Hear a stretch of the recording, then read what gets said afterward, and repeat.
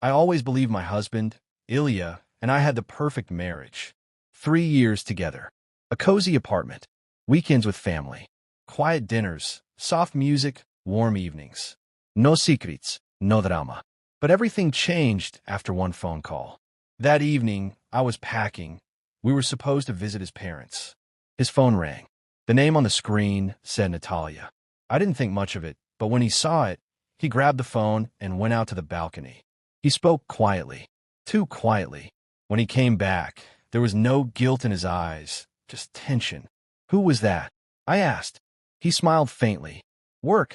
New project. But deep down, I knew he was lying. The next day, I went to my parents' house. My mother noticed something right away. Is it Ilya again? I told you. He's too secretive. My father just sighed. All men are the same. Don't drive yourself crazy with suspicions. But my heart was restless. Ilya started staying late at work. His shirt smelled like someone else's perfume. And every night, he kept his phone under the pillow. A week later, he said he had to go on a business trip. For 3 days. I nodded, pretending to believe him. But as soon as he left, I called my friend Lisa. Want to go on a little adventure? I asked. Are we spying again? Yes. We drove to his office. His car wasn't there. But 2 hours later, I saw her, Natalia. A woman in her mid-30s, elegant coat, perfect hair. She walked out of a cafe and got into our car. My heart froze. Seconds later, Ilya appeared from around the corner. He smiled, opened the door, sat next to her, and they drove away. I don't remember how I got home. My hands were shaking, my mind spinning. All I could see was that image, him, her, that car. I didn't sleep that night. In the morning, I went to his parents' house. His mother opened the door, pale, exhausted. Is Ilya here? I asked. She frowned. Know what? I told her everything. The woman, the car, the perfume, the lies. She went white and whispered. That can't be. Natalia is a doctor. She's been treating my husband, your father-in-law. I froze. A doctor? Yes. He's sick again. Ilya didn't want to tell you. He didn't want to worry you. The ground seemed to disappear beneath my feet. So all this time, he was helping your husband? She nodded, then added quietly. He begged me not to tell anyone. Not even you. He's been spending all our savings on treatment. He was afraid you'd leave if you found out. I drove home in silence. Tears wouldn't stop. I felt so ashamed. I had destroyed our trust, all by myself. But that wasn't the end. The next day, I went to the hospital. I wanted to see everything with my own eyes. I walked into the ward, and there he was. Ilya, his father, and Natalia, the doctor. When I entered, he looked up at me with a tired smile. You figured it out? I walked closer, hugged him, and whispered, I'm so sorry. That evening, something terrible happened. We were driving home. At a red light, Ilya suddenly stopped. His hands trembled. Something's wrong, he said, and collapsed over the wheel. I screamed. We nearly crashed. The ambulance came. Hospital again. Diagnosis. Exhaustion, anxiety, extreme stress. He's been hiding too much for too long, Natalia said. He's terrified of losing you. I sat beside his bed, holding his hand, and that's when it hit me. Sometimes betrayal isn't in cheating. It's in the silence, in the lack of trust, in fear of losing someone so much, you stop being honest with them.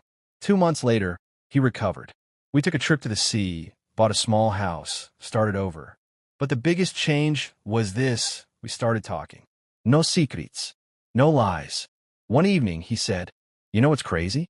I thought you were cheating on me too. I turned to him, shocked. Why? You kept going to your parents so often. You were always texting someone in secret. I thought you found someone else. I laughed through tears. I was texting your mom, asking how your dad was doing. We both laughed and cried. Then I realized we were never enemies. We were just two scared people trying too hard to protect what we loved. Now, when he's late from work, I don't call. I don't check his phone. I just set the table and wait.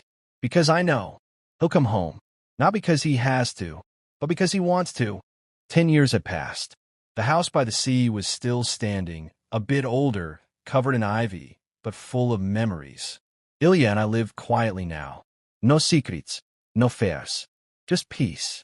Our son, Daniel, had grown up curious, bright, too much like his father. One evening, while cleaning the attic, he found an old wooden box. "Mom," he called, "look what I found." Inside were photos, letters, and a folded envelope, with a familiar name written in faded ink. Dr. Natalia. My heart stopped. I hadn't heard that name in years. I thought everything ended back then, with the truth, the hospital, the tears. But this letter, it was unopened. Daniel handed it to me. Should I read it? I hesitated, then nodded. He opened it carefully. The handwriting was shaky. "If you're reading this, it means I couldn't tell you in person. Ilya's father wasn't just my patient. He was my brother." I gasped. The room spun. Natalia had always looked familiar.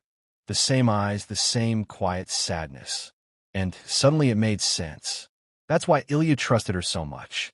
Why he kept everything secret. But the letter didn't end there. "There's more you should know. Ilya's condition, it wasn't only stress. There's something in your family bloodline. It may pass to your son." My hands trembled. I looked at Daniel, healthy, smiling, alive. But something in his eyes flickered. That night, Ilya came home. I showed him the letter. He went pale. I remember Natalia trying to tell me something before she died. He whispered. She said, "It runs in the men." Silence. The next morning, Daniel wasn't in his bed. The window was open. On the desk, the same letter. Only one line was added at the bottom. "Don't look for me. I just need to understand who I really am." We haven't seen him since. Every few months, we get a postcard. No return address. Just one sentence each time. "I'm Fine." I saw her eyes in the mirror. I think I know the truth. And then, nothing. Sometimes at night, I hear footsteps outside. Ilya says it's the wind. But I know better, because once I saw a shadow by the gate. Tol, familiar. And when I whispered Daniel, it smiled and disappeared.